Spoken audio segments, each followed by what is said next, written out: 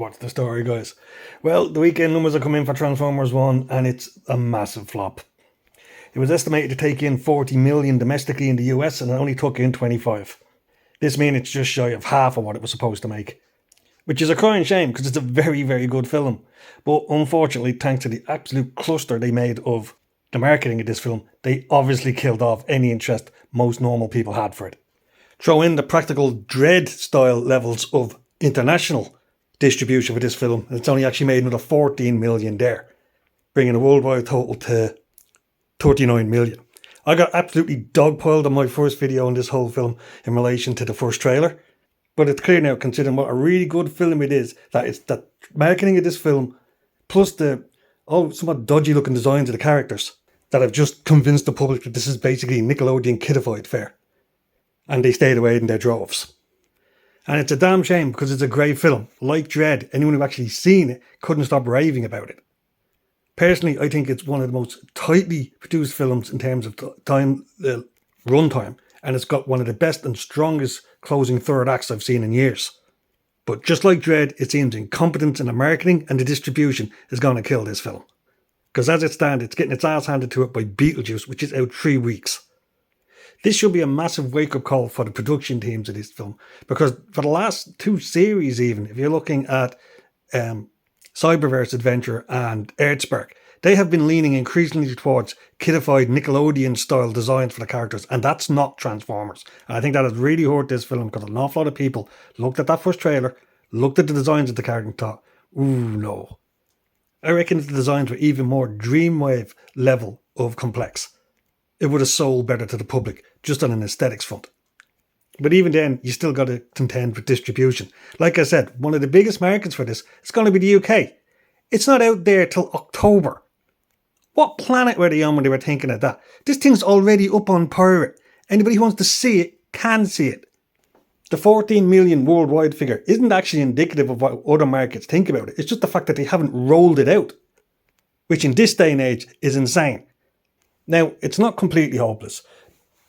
There are precedents, even this year, of really good films that didn't do too well on their launch week, but thanks to word of mouth, managed to pick up a bit of steam, or even just managed to plod along long enough to make a good return.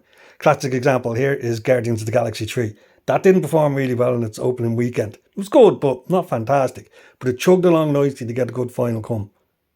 I think far more salient to Transformers will be Elemental. Elemental opened at around 29 million, but it had actually 4,000 screens, actually more than Transformers opening in with its result. And that looked like it was going to have a terrible result. But it chugged along, it got word of mouth brought into it, and by the end of the day, it tapped out, I think, just under $500 million. If Transformers 1 can do the same, considering its 75 million budget, it could still turn out to make a pretty penny in the end for the companies involved. But it's still a masterclass in how not to do the right thing. The trailers mortally wounded it, I think. The designs put an awful lot of people off. And the distribution isn't helping anything. I think it's opening in China next week, I think the 27th. You might get a bit of kick up there, thank God. There is a huge fan base for Transformers in China. So much so that even the Bay films actually made China-only content. So there's a chance here they might do a Warcraft on that. For those that don't remember, Warcraft, which came out a couple of years ago, it absolutely trashed in the States. I mean, horrifically bad. But it made 400 million in China alone. If the marketing team in China is better than the people in the West, then there's still a good chance that this thing can romp home at the box office. But we'll have to wait and see. There's clearly something wrong with the management within the production companies behind all this now, as they're just not producing a product that the public wants to get. I'm starting to think maybe they should step back from doing theatrical releases, maybe just concentrating on monetizing their comic book content that they have. They've literally got 40 years worth of comic book stories sitting there. I don't think anybody would be sad to see, I don't know, say Target 2006 animated in Jeff Senior style and then just put direct to video. You do the same thing with, say, Space Pirates and Time Wars, you'll have a moneymaker in your hand. But there needs to be big discussions now going on at the higher echelons in both companies, because this was a great crack little film and it now looks like it's going to flounder based purely on how they marketed and presented it to the public.